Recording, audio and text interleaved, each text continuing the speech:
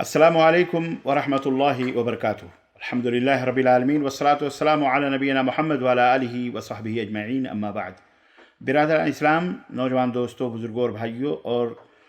मेरी इस्लामी माँ और बहनों, आपकी खिदमत में एक अहम मौजू लेकर के हाजिर हुआ हूँ और वो मौजू है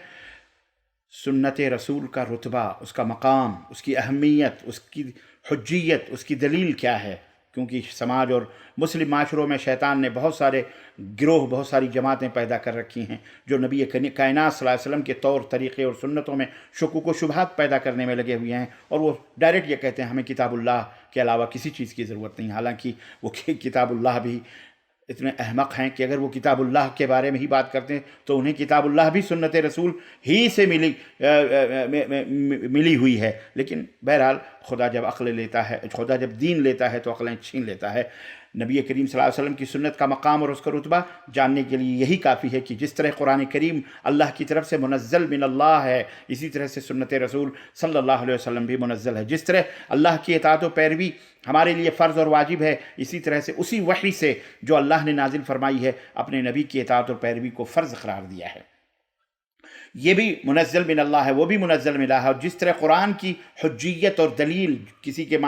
चीज़ के मामले में क़तई होती है, ऐसे सुन्नत रसूल सल्लल्लाहु अलैहि वसल्लम की दलील भी क़तई होती है, क्योंकि दोनों अल्लाह की तरफ से वही हैं। अलबत्ता यह है कि एक वही मतलू है और एक वही गैर मतलू है। एक वही वो है जिसकी तिलावत की जाती है, एक वही वो है जिसकी तिलावत नहीं की जाती। आइए इस ताल्लुक़ से मैं कुरान करीम की कुछ बयानात और नबी की हदीस और सहाबा कराम और इसी तरह से अइम्मा कराम की कुछ बातें मैं आप हज़रात की खिदमत में रखता हूँ। अल्लाह तबारक तआला ने नबी करीम सल्लल्लाहु अलैहि वसल्लम की इताअत और इत्तिबा पर मोहर लगाते हुए और सुन्नत के मकाम और रुतबे को बतलाते हुए और ये भी बताया कि ये भी शरीयत है, ये बात वाज़ेह की है कि या अय्युहर रसूल बल्लिग मा उन्ज़िला इलैका मिन रब्बिका व इन लम तफ़अल फमा बल्लग़्ता रिसालतहु। सूरह माइदा आयत नंबर 67 कि ए रसूल, जो आपको दिया, जो अल्लाह की आपके रब की तरफ से जो बातें नाजिल की जा रही हैं, आप उन्हें लोगों तक पहुँचाइए। अगर आपने ऐसा नहीं किया तो आपने वह रिसालत को नहीं पहुँचाया, अल्लाह के पैगाम को नहीं पहुँचाया। इसी तरह से अल्लाह रब्बुल इज़्ज़त ने फरमाया या अय्युहल्लज़ीना आमनू अतिउल्लाह व अतिउर रसूल व उलिल अम्रि मिनकुम फ़इन तनाज़अतुम फ़ी शैइन फ़रुद्दूहु इलल्लाहि वर्रसूल इन कुंतुम तुअमिनून बिल्लाहि वल यौमिल आखिर ज़ालिका खैरुन व अहसनु तअवीला। सूरह अन-निसा नंबर 59। अल्लाह रब्बुल इज़्ज़त ने फरमाया ऐ ईमान वालो, अल्लाह की इताअत करो व अतिउर रसूल, और रसूल की इताअत करो, व उलिल अम्रि मिनकुम, और उलिल अम्र जो हैं, हुक्मरान जो हैं, तुम्हारे जो ज़िम्मेदारान हैं, उनकी इताअत और पैरवी करो।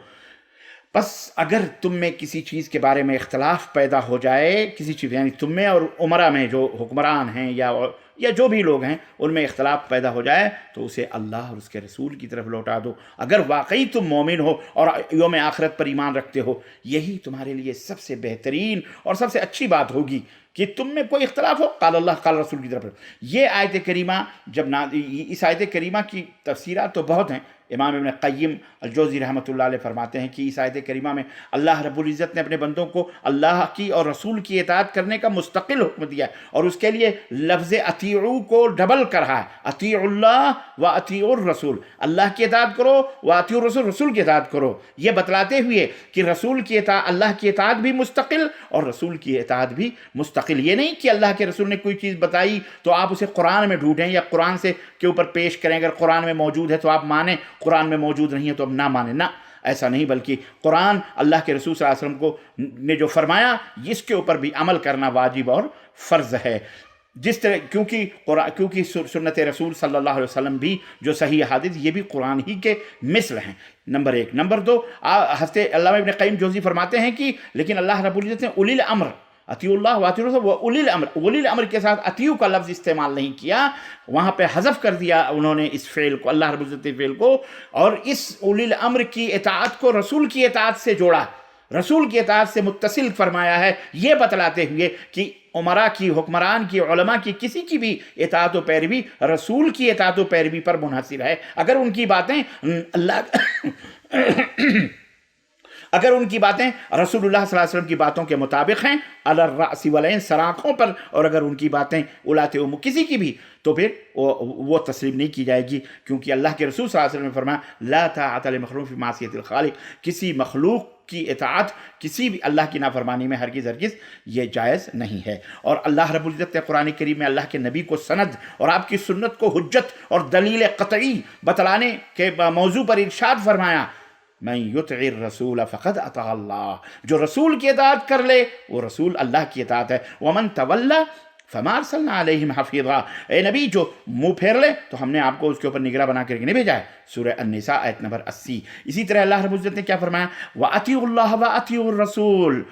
لوگو اللہ کی پیروی کرو، اطاعت کرو، رسول کی اطاعت کرو، وَاحْذَرُوا اور ڈرو، فَإِن اور خبردار رہنا، یاد رکھنا، مخالفت نہیں کرنا، فَإِن تَوَلَّيْتُمْ اور اگر تم نے منہ پھیر لیا، فَاعْلَمُوا أَنَّمَا عَلَىٰ رَسُولِنَا الْبَلَاغُ الْمُبِينُ، تو یاد رکھو ہمارے رسول کے اوپر صرف واضح طور پر اللہ کی بات کو پہنچانا ہے۔ سورہ المائدہ آیت نمبر 92 اللہ رب العزت نے اور فرمایا، قُلْ اطیعوا اللہ وَأَطِيعُوا الرَّسُولَ، اے نبی اللہ کی اے نبی آپ کہہ دیجئے اللہ کی اطاعت کرو، رسول کی اطاعت کرو۔ اب سوچئے وہ لوگ جو کہتے ہیں رسول کا کوئی مطلب ہی نہیں ہے، استغفر اللہ، کتنا بڑا کفر بک رہے ہیں۔ یہاں تو اللہ یہ کہہ رہا ہے اللہ کی اطاعت کرو، رسول کی اطاعت کرو، اور سنو فَإِن تَوَلَّوْا فَإِنَّمَا عَلَيْهِ مَا حُمِّلَ وَعَلَيْكُم مَّا حُمِّلْتُم، اگر یہ منہ پھیر کر کے جا رہے ہیں تو اے میرے نبی غم کرنے کی ضرورت نہیں، جو رسول کو ہم نے بتایا دعوت و تبلیغ کا وہ اپنا فریضہ انجام دے رہے ہیں۔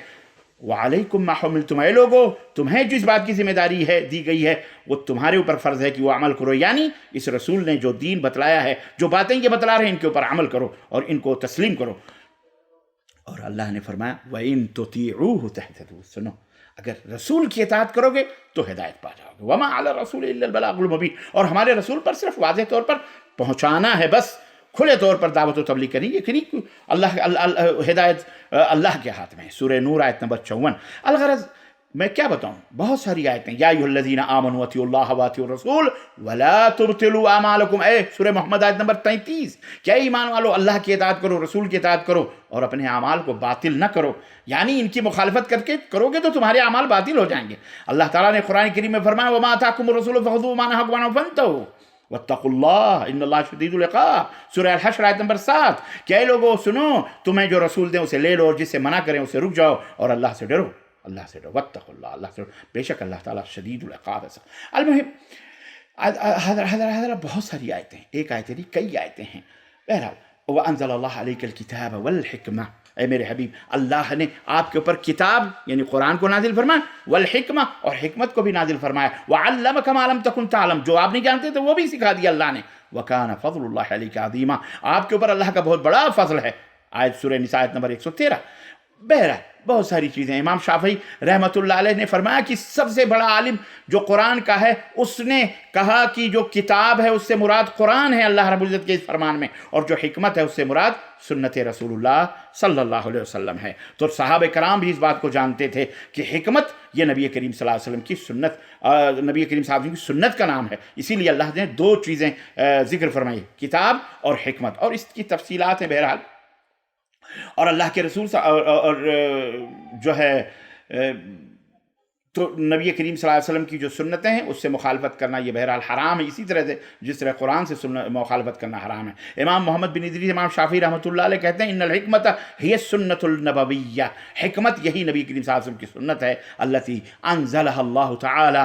وحیا علی نبیہ، جسے وحی کرتے ہوئے اللہ نے اپنے نبی پر نازل فرمایا ہے، اپنے رسول کو نازل فرمایا، جیسا کہ دلیل دیتے ہیں امام شافعی رحمۃ اللہ علیہ کہتے ہیں وانزل علیک الذکر لتبین للناس، اے نبی ہم نے آپ کے اوپر ذکر اتارا، ذکر یعنی قرآن اتارا، لتبین للناس ما نزل الیہم ولعلہم یتفکرون، اور آپ اس کی شرح فرمائیں، آپ کی اس کی تبیین فرمائیں، وضاحت فرمائیں، تاکہ لوگوں کو سمجھ آئے جو غور و فکر کرنے والے ہیں۔ ابن قیم رحمۃ اللہ علیہ فرماتے ہیں کہ جب اللہ نے اپنے بندوں کے اوپر واجب کر دیا کہ ان قرآن اور سنت کے اوپر عمل کریں اور اس کے اوپر ایمان لائیں، وہ کتاب اور حکمت ہے جو اللہ رب العزت نے واجب قرار دیا، چنانچہ اللہ نے فرمایا وَأَنزَلَ اللَّهُ عَلَيْكَ الْكِتَابَ وَالْحِكْمَةَ، سورہ نساء نمبر 113، کہ اللہ نے آپ کے اوپر کتاب بھی نازل فرمائی، حکمت بھی نازل فرمائی۔ بہرحال هو الذی، ایک جگہ اور اللہ قرآن اتنی ہے، میں کیا بتاؤں، میرے پاس ٹائم نہیں ہے، میں آپ کو تفصیلات بتاتا۔ بہرحال مختصر سمجھنے والوں کے لیے کافی ہے کہ اللہ کے رسول صلی اللہ علیہ وسلم نے بھی اس سلسلے میں صحیح بخاری صحیح مسلم کی حدیث آپ نے فرمایا کہ انی اوتیت القرآن مثلہ اوتیت الکتاب او قرآن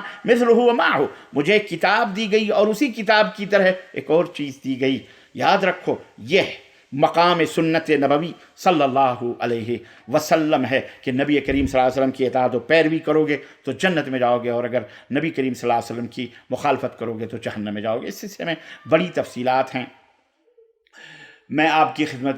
میں سمجھتا ہوں کہ یہ ایک سمجھدار کے لیے اتنی کافی ہے کہ اللہ کے نبی صلی اللہ علیہ وسلم کو دو چیزیں دی گئیں، قرآن و مثلہ معہ، اور اسی کے مثل جو ہے دی گئی ہے۔ اب آئیے میں بس حضرت ابو ہریرہ رضی اللہ تعالیٰ عنہ کی ایک حدیث بتاؤں۔ کہتے ہیں کہ بخاری نے روایت کیا ہے کہ نبی صلی اللہ علیہ وسلم سے روایت کرتے تو قال، آپ نے فرمایا دعونی ما ترکتکم، جو کچھ میں نے بیان کیا بس اسی کو لازم پکڑو۔ کیوں؟ سوال جواب مت، انما ہلک من کان قبلکم بسؤال اختلافہم علی انبیائہم، نبیوں سے اختلاف کرنے کی وجہ سے بس اسی کی وہ امتیں ہلاک ہو گئیں۔ تمہارے لیے ضروری ہے کہ تم جتنا میں دے رہا ہوں، جو چیزیں دے رہا ہوں اس کو لے لو، جس سے منع کر رہا ہوں اس سے رک جاؤ۔ حضرت عمران بن حسین صحابی رسول ہیں،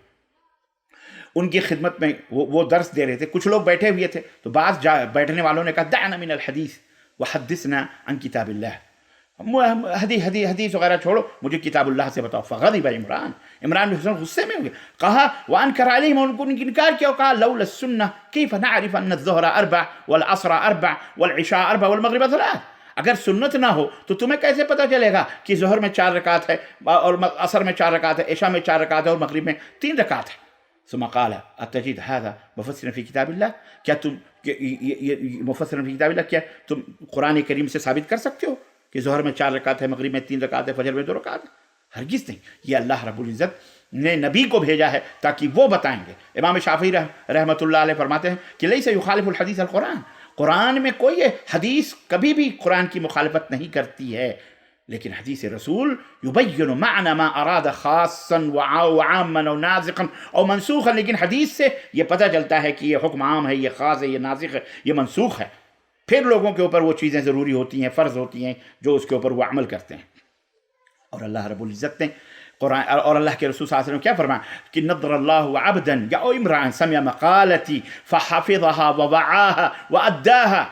آپ نے فرمایا کہ اللہ اس نوجوان کو یا اس شخص کو تر و تازہ رکھے جو میری باتوں کو سنے اور پھر اسے یاد کر لے، پھر جیسا اس نے سنا ہے اسے لوگوں تک پہنچا دے۔ مجھے بتاؤ کہ آپ صلی اللہ علیہ وسلم سنت اور کس کو کہتے ہیں؟ آپ کی زبان مبارک سے جو نکلے، آپ کے افعال، اعمال، اقوال جو بھی ہیں، اسی کو تو سنت کہا جاتا ہے۔ تو اسی لیے میں آپ کو بتاؤں کہ امام ابو حنیفہ رحمۃ اللہ علیہ کے پاس ایک شخص داخل ہوا، ظاہر کوفہ والے جانتے ہیں آپ، کوفی لا یوفی،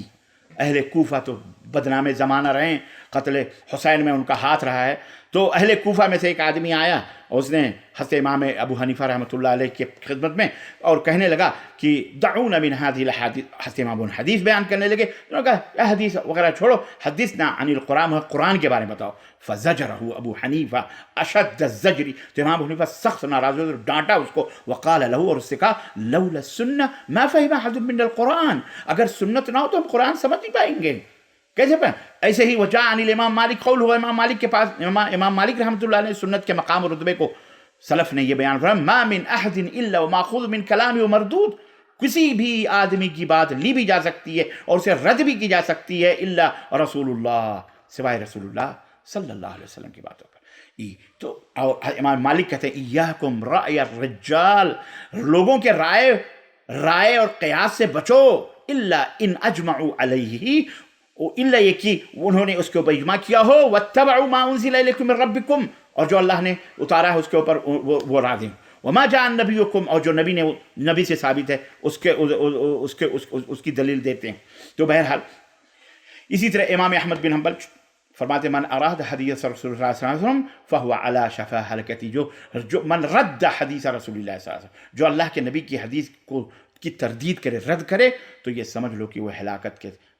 دہانے پر کھڑا ہوا ہے۔